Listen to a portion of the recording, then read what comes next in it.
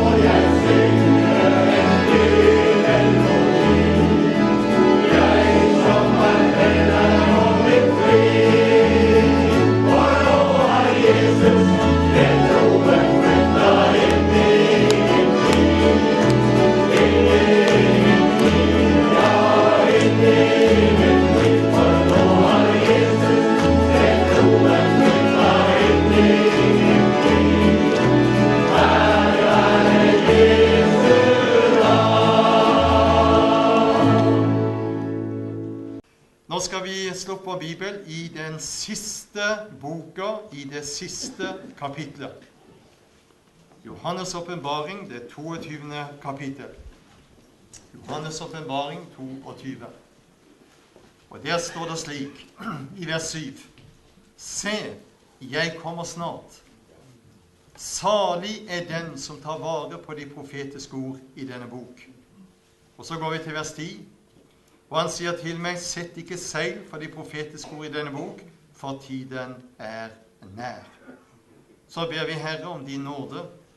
Vi ber fortsatt om din visdom. Og vi ber om at du vil få tale til våre hjerter, gjøre ordet ditt levende. Og la den enkelte som er kommet inn her på arken i kveld få merke at du får tale til oss. Vi ber som din tjener om nåde og visdom. Amen.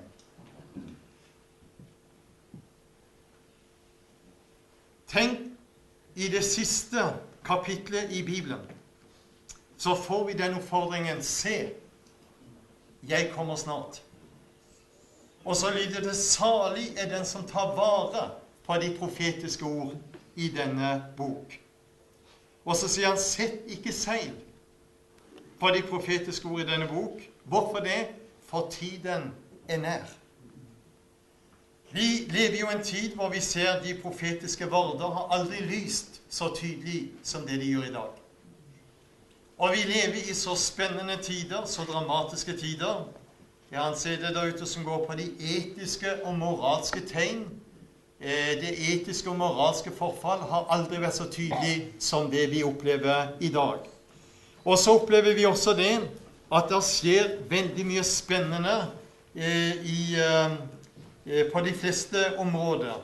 Tenk på det som skjedde i 2013. Det er litt over et år siden, i februar 2013 i Russland. Hva skjedde da? Det var en enorm svær stein som falt mot jorda. Den var 150 meter brei. Og de snakker om at den veide antagelig rundt 10 000 tonn. Og den kom inn i atmosfæren med 70 000 kilometer i timen. Og NASA, jeg har vært på NASA borte i USA, i Houston, der i Texas. Og du har også vært på NASA i Florida. Og de beregner at energien som ble frigjort av den veldige steinen som ramlet ned, den var på 500 kilotonn. Den var 30 ganger kraftigere enn atombomben som ble sluppet over Hiroshima i 1945. Og hva skjedde når denne store steinen var som en svær ildkule med en 2 kilometer lang hale som raste ned mot jorda. Når den landet ned der i Russland, så skadet den over 1200 mennesker. Vinduer og dører ble sprengt i et stort område. Og en prest som var i nærheten, han sa, dette er Gud, sa.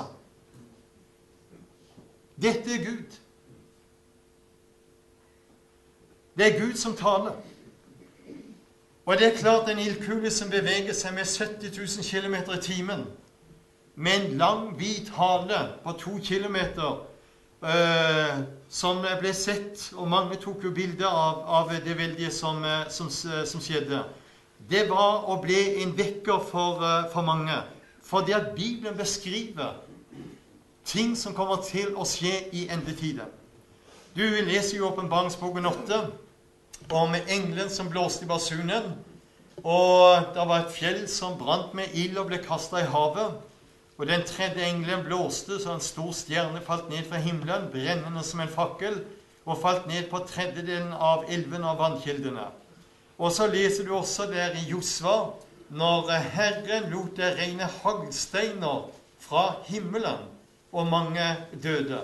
Og dette kommer vi til oss å se på en helt spesiell måte nå i endetiden, på hvor Gud kommer til å vise han er Gud. Det skal skje tegn i sol og måne og stjerne, og mye spennende kommer vi til å se. Da, sier Bibelen, gi akt på det profetiske ord. Gi akt på det profetiske ord. Det største tegnet vi har i Guds ord når det gjelder, eller den største profetiske hendelse som er skjedd gjennom historien, det er Jesu komme. Hans lidelse og død, det er den største profetiske hendelse. Den største politiske hendelse som er skjedd i løpet av de 2000 siste årene, det er staten Israels gjenopprettelse. Når Jesus kom og døde og oppstod tredje dag, i den forbindelse så ble over 700 profetier som var talt om Jesus, hans komme, hans død og lidelse og oppstandelse i Gamle Testamentet, det ble oppfylt. Over 700 profetier. Og da sier vi at skapelsesberetningen, den er lineær. Lineær er noe som er rett. Og når vi sier at skapelsesberetningen er lineær, hva betyr det? Jo, det betyr han er alfa. Han er begynnelsen til alt som har begynt. Og det har vært en begynnelse. Men han som er alfa, begynnelsen til alt som har begynt, han er også omega.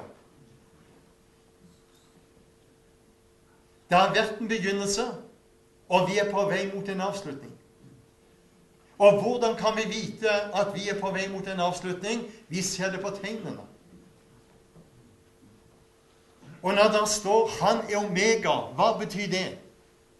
Det betyr at han som har skapt alt, for han talte og det skjedde, han bød og det stod der, han som har skapt alt, han skal også avslutte alt en dag. Der står han skal rulle denne jorden sammen som en kåpe, blåse den bort. Han som har skapt alt, og skapte alt ut av ingenting, han skal gjøre alt det flotte som vi omgir oss med, til ingenting. Det blir borte. Da er det godt å ha det rette fokus, og ha den rette basis i livet. Når det gjelder da Israel, hva er det som er så spesielt med dette folket? Skal jeg bare gi deg noen streif. Hva står det i Romerbrevet 3? Hva fortrinn har da jøden? Har jødene noen fortrinn? Ja, sier han. Mye på alle vis. Først og fremst, Guds ord ble betrodd dette folket. Det er det som gjør dette folket så spesielt. Guds ord er betrodd i. Og hva er det vi kan takke dette folket for? Vi kan takke dette folket for de har Bibelen. Dette folket står vi takknemlighet for vi har Bibelen. Bibelen er skrevet av 40 menn. 39 av de var jøder. 1 var hedning, legen Lukas. Og da finner vi mye spennende å løfte fram. Og da skal jeg ta det med først nå til første Mosebok. Og der i første Mosebok, i det 24. kapittel, så står det en interessant beretning. Og det vi leser der er bare en forsmak på det vi er inne i nå. Og hva leser vi i første Mosebok 24? Der står det fra vers 63 om Isak. Du vet, Abraham hadde sendt av gårde en tjener. Og tjeneren som han sendte av gårde het Eliezer. Og hva skulle denne tjeneren? Han skulle finne en brud til Isak. Der har du et bilde. Abraham er bilde på Gud. Isak er bilde på sønnen. Eliezer, tjeneren, er bilde på den hellige ånd. Og så finner du bruden, Rebekka, er bilde på menigheten. Og så kjenner du til hvordan Eliezer hadde bedt om at reisen måtte lykkes, og så treffer han denne flotte dama som var der nede for å gi kamelene, dyrene, vann, og så tilbød også han sine kameler, og da skjønte han dette tegnet.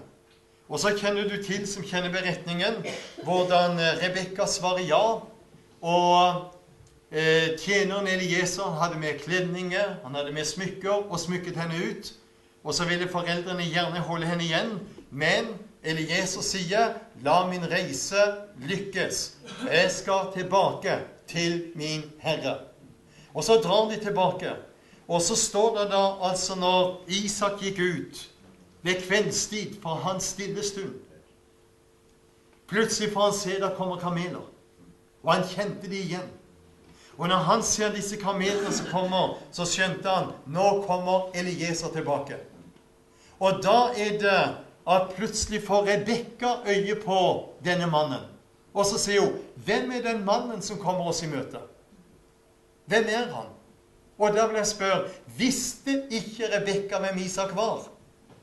Hun hadde aldri møtt ham. Det var ikke Facebook den gangen, vet du.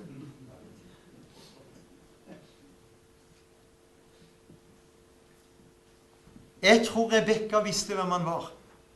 Hun kjente han igjen på det Eliezer, som er bildet på den hellige ånd. Han hadde beskrevet hvem hans Herre var, hvor fantastisk hun ville få det, hvilke egenskaper, hvordan han så ut. Men når Rebekka fikk øye på han, så tror jeg hun oppdaget han er jo mye penere enn det som Eliezer hadde maktet å fortelle. Så står det noe interessant. Rebekka tok og dekket seg til. Steg ned av kamelen, dekket seg til. Hvorfor dekket Rebekka seg til? Hun skulle ikke være tiltrekkende på noe annet. Nå var det Isak. Og så finner du det fine bildet. Hva gjør Isak? Han tar Rebekka, fører henne inn i sin mor Saras telt, står det. Og hva er Sara? Et bilde på Israel. Og så står det om Isak. Han fikk trøst når han møtte Rebekka i sorgen over sin mor. Og her har du situasjonen. Sara, et bilde på Israel. Sara var død. Dette folket vendte Gud ryggen. Men har Gud vendt i ryggen? Nei. Når du studerer Israel, så opplever du igjen og igjen hvilken enorm nåde Gud har vist mot dette folket, som har vendt han ryggen igjen og igjen og igjen. Allikevel så står Herren der med utstrakte armer, og så sier han, vend dere til meg. Dette folket er så annerledes enn alle andre nasjoner. På hvilken måte da? På grunn av løftene Gud har gitt dem. Men i dag tar Gud ut et folk av hedninger, og så opplever vi at Guds menighet i dag, den består også av frelste jøder. Og så må jeg ta det med til Romerbrevet, for å sette dette inn i kontekst. For hva er det som er da så spesielt? Jo, da står det i Romerbrevet 11, har da Gud forkastet sitt folk? Og det er jo det vi sliter så enormt med her i landet, med erstatningsteologien, som har ridd den norske kirke, og i dag også frikirkeligheten, sniker seg inn at alle løftene som gjelder Israel, det er nå kirken og menigheten som har overtatt. Det er løgn. Men denne løgnen sitter så fast, at nå går den løgnen enda videre, og så sier det noe som heter oppfyllelsesteologi, hvor de mener at alt er oppfylt i Kristus, så glem dette med jødene. Og så har du det tredje, som heter preterisme, hvor du åndeliggjør alt som gjelder profetiene. Kan du lese mer om i neste ordet og Israel. Men så står det, har Gud forkastet sitt folk langt derifra? Og så sier han vers 11, har de snublet for at de skulle falle langt derifra? Og så nevner han 7 ting, som jeg bare skal nevne kort for deg, i vers 12. Er deres fall blitt til en rikdom for verden? Og det er jo det det er blitt. Jødenes fall og forkastelse er blitt til en rikdom for oss hedninger, står det. Hvor meget mer da deres fulltallighet, deres fylde. Tenk den dagen de vender seg til Herren. Og så sier han i vers 15 for det andre, er verden blitt forlikt med Gud ved deres forkastelse? Hva annet vil de da bli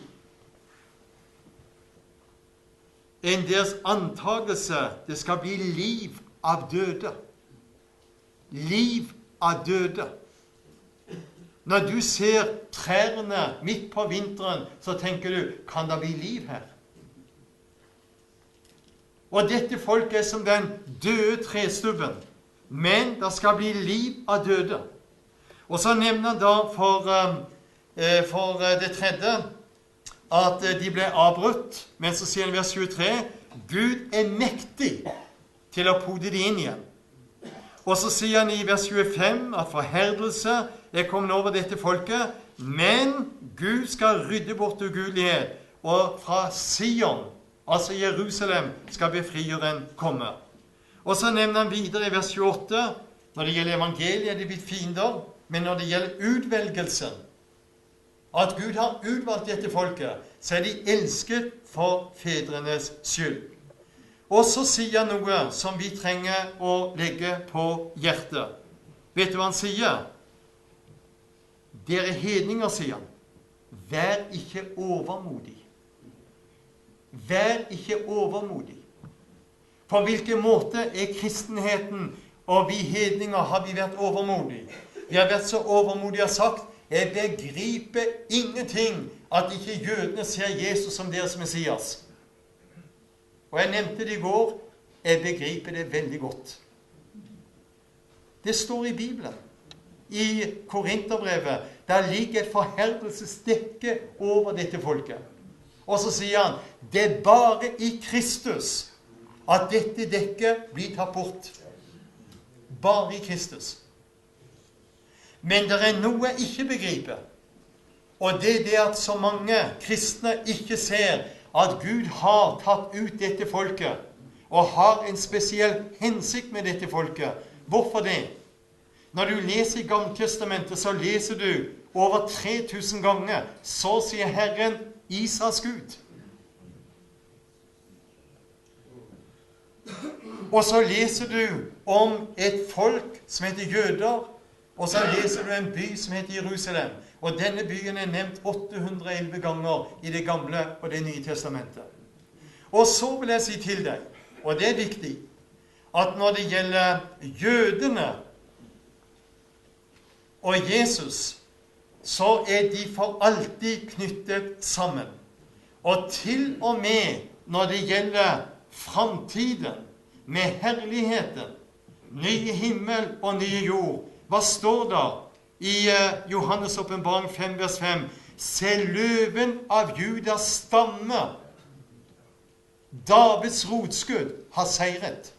Ser du røttene? Og hvordan folk da kan lese Bibelen og kaste vrak på dette folket og dette landet, da er jeg enig med den gamle, avdøde, flotte forkynneren Derek Prince. Han sa noe veldig vist. En flott forkynner. Varm Israels talsmann. Hans budskap blir sendt over hele verden i dag, også etter hans død.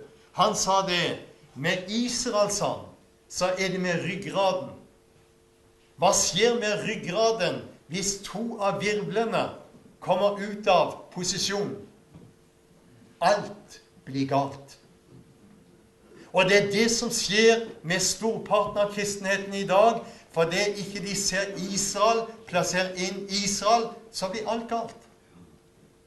Derfor taler Paulus veldig tydelig om jøde, hedning og Guds menighet. Amen. Så vil jeg ta det med. Skal vi gå nå til Jeremias. For du vet, situasjonen i dag i Midtøsten, den er utrolig spent. Utrolig spent. Og det står noe der i Jeremias som er brennaktuelt for den tiden som de opplever i dag i Midtøsten. Og hva står da? I Jeremias 49, vers 35. Så sier Herren skarenes Gud, se, jeg knekker Elams bue, deres beste våpen. Hvor er Elam henne? Elam ligger i dagens Iran. En ganske betydelig del av dagens Iran hørte til Elam. På pinsefestens dag så leser du om 16 forskjellige språk som ble talt i tunger.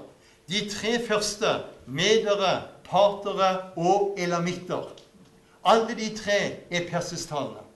Og hvilke to land i verden det som persisktalende? Det Iran og Afghanistan. Og i 2003 så ble det et skifte i Iran.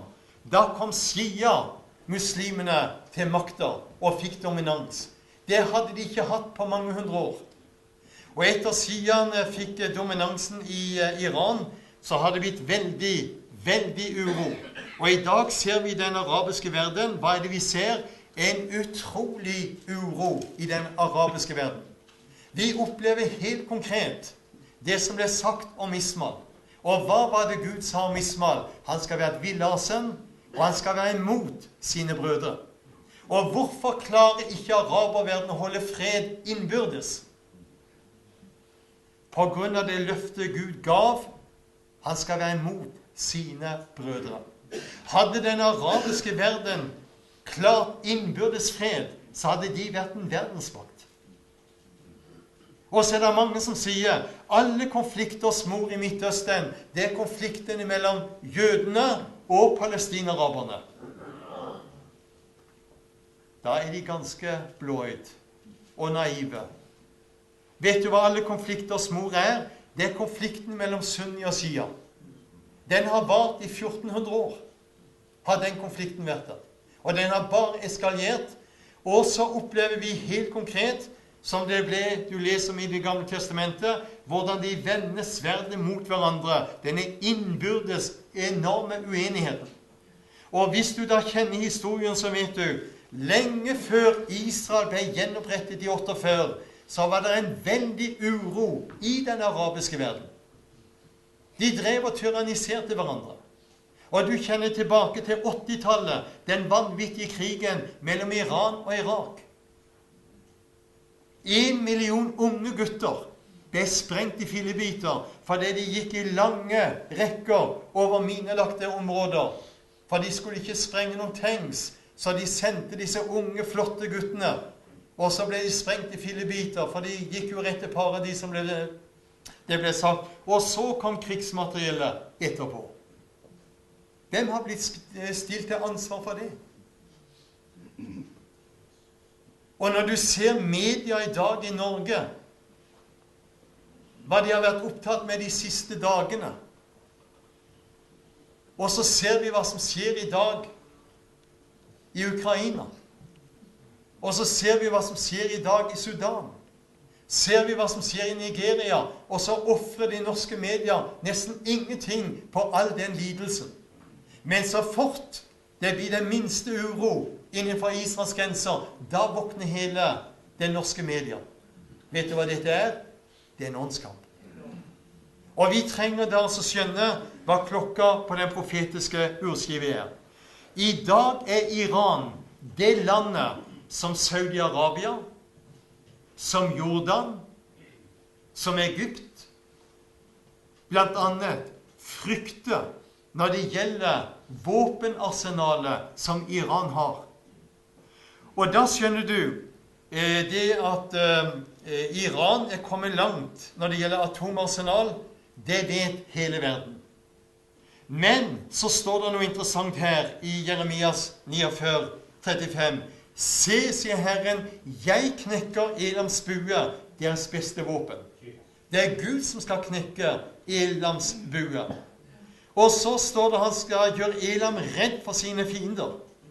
Han skal la ulykke komme over dem. Og så står det vers 38. Gud skal sette sin trone i Elam. Og vet du hva, hvor de store vekkelsene i dag i verden? Blant annet Iran. Iran er det millioner som har blitt frelst de siste årene. Hører ingenting om det i media. Jeg har iranske pastorer både der nede og her i landet som har veldig god kontakt innad, og som sier det. Skal du høre, så står det vers 39. I de siste dager, da vil jeg gjøre ende på Elams fangenskap, sier Herren. Og her kommer de iranske pastorene og sier, vi tror vi er inne i den tiden hvor Gud skal gjøre ende på Elams fangenskap og bryte islams mørke over disse områdene. Og jeg sier bare amen. Og derfor trenger vi også ha det rette fokus, og be for dette folket og dette landet som er så hårdt prøvet. Og så vet du, når du da slår opp i Esekiel 29, Esekiel 29, skal vi ta noen streif til. Hva står der? Esekiel 29, ifra vers 9 og 10.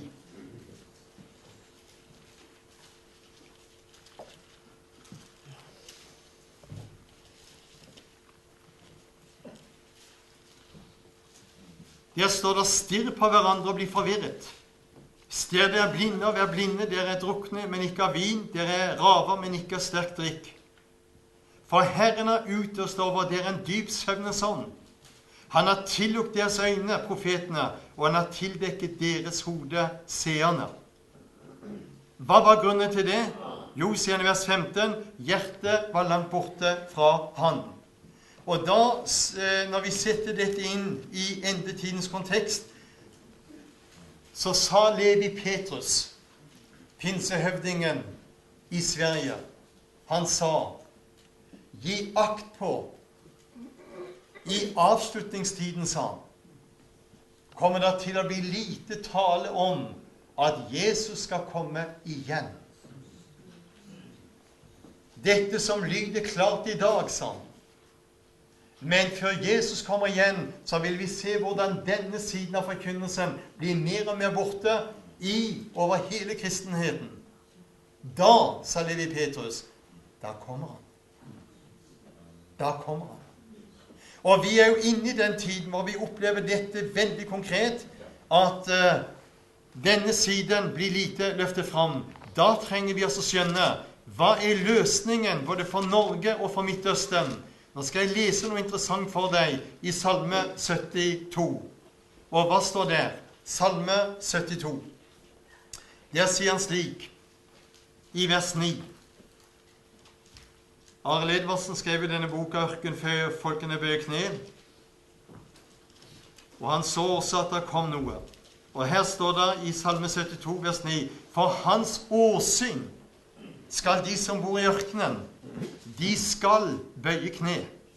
Hans fiender skal slikke støv. Og så står det i vers 10, kongene fra Tarsis, de fjerne kyster, kongene fra Sheba og Seba skal komme. Så sier han i vers 11, alle konger skal falle ned for ham, alle hedninger skal tjene ham. Og så sier han i vers 17, hans navn skal bli til evig tid. Så lenge solen skinner skal hans navn skyte friske skudd. De skal velsigne seg ved ham, og alle hedninger skal prise ham salig. Denne tiden vi er inne i dag, bør være med å anspore deg og meg til å skjønne at vi lever i en tid som Bibelen beskriver skal være en tidssituasjon som skal være før han kommer igjen. Og når vi da ser hva som rører seg også i vårt eget land, da ber Bibelen oss om, rett der opp, løft blikket, han kommer igjen.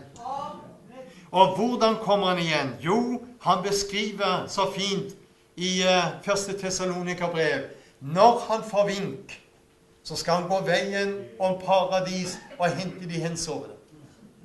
Og så skal vi sammen med de løftes i skyer opp i luften for å møte Herren. Og så står det ikke skremt av hverandre med disse ord, men det står trøst av hverandre med disse ord. Jeg var nå i forrige uke på bibelskolen vår og så underviste. Og når jeg da underviste, så var vi inne en del på trengselstiden som skal gå over denne jord. Og når jeg gikk igjennom kapittel 6 og 7 og 8 med elevene, de satt som fjetret når vi gikk igjennom dette. Og når vi las om trengselstiden som skal gå over denne jord, så står det i vers 6, i kapittel 6, om 6 av disse seilene som blir brutt i dette kapitlet. Og hvem er det som bryter seilene? Det er lammet, det er Jesus. Og når det ene seilet etter det andre ble brutt, og hvilke lidelser da som kommer over denne jord, så jeg vil be deg når du kommer hjem, les kapittel 6 og 7 og 8, og du vil skjønne at de jeg må redde, de må jeg redde nå. Og så til slutt. Vil da bli folk frelst etter Jesus har hentet brudeskap? Ja. Da vil det. Men når vi løfter det fram, så er det ingen sovepute. For det står i Åpenbaringsboken 7, i vers 9, han så en stor skare som ingen kunne tille. De sto der alle folkeslag, stammer, folk og tungemål, og de sto for tronen og lammet, kledd i lange hvite kjortler, og de hadde palmegrener i sine hender. Og så stiller han spørsmålet i vers 13. Hvem er disse som er kledd i de lange, hvite kjortler? Hvem er de? Og så svarer Jesus, dette er de som kommer ut av den store trengsel. De har tvettet sine kjortler og gjort dem hvite i lammets blod. Hvem blir den skaren? Jeg tror det blir bønnebarn. Jeg tror det blir frafallende. Jeg tror det blir alle de som sto på valg og aldri kunne få bestemt seg, men skjønner, nå er det alvor. Og når du da leser kapittel 6, 7, 8, så møter du hvilken trengsel disse må igjennom. Og gi sine liv som martyrer. I dag sitter han på nådens trone, og han sier, kom, kom. Skal vi avslutte der vi begynte? Salig er den som tar vare på de profetiske ord i denne bok. Vers 10, sett ikke seil for de profetiske ord i denne bok. Hvorfor det? Tiden for at Jesus skal komme igjen, den er nær. Så er det mange som mener det at dette er skremmeskudd. Da sier de, og jeg bodde i et hjem der det er flere barn, ungdommer, og så sier jeg, skal de ikke på møte? Nei, sa han, det du forkynner, det er alvorlig, så det, de trenger ikke å høre det. Så sa jeg, du er en flott en. Jeg synes du er helt på jordet. Og jeg kikket på han, så sa jeg, du er ikke bare dum, men du er et stort nød, sa jeg til ham. Og det er ikke pent å si til en husvett. Og så kikket jeg på han, så sa jeg, ser du ikke hva dine barn sitter og glor på? De voldsfilmene, de er vel mye verre enn å høre budskapet om tiden vi lever i. Ja, det hadde jeg aldri tenkt på. Så vi trenger virkelig også å skjønne at dette budskapet, at Herren må reise opp vekter i denne tid, som er villig til å stå på muren og advare folket. For vet du hva? Dette er vekkelsestoner. Det er vekkelsestoner. Når folk ble frelst før i vekkelser, så var også denne siden veldig tydelig fremme i forkynnelsen. Og den må komme tilbake igjen. Hvorfor det? Tiden heretter er kort. Vi takker deg, Jesus, for du har gitt løfter om at den som venter på deg, han får ny kraft. Så går vi ikke og venter hverken på antikrist eller døden eller undergang, men vi venter på deg. Og ved det får vi ny kraft. Nå ber vi Herre for Sira, vi ber for Moi og Flekkefjord områdene omkring. Rør du ved bygdelagene, Herre. Rør du ved bygdelagene. Vi ber om at en hellig ild må tennes på hjertealteret vårt, Jesus, sånn at vi forstår tiden. At det ikke er tid lenger til å sove. Ikke tid lenger til å være likegyldig. Men gi nåde, Herre, at bønnealteret blir reist i vår hjem. Bønnealteret blir reist i våre menigheter. Så vi framfor alle ting i denne tid gjør bønner og forbønner for vår nasjon. Og vi ber Jesus, la oss få oppleve som vi leser om Abraham når du skulle ødelegge Sodom og Gomorra. Du kom Abraham spønner hull, Og vi tror vi er inne i den tiden du vil se nåde til de mange som roper til deg for sine nære og kjære. Dra de inn, Herre. Dra de inn. Vi ber om det i Jesu navn.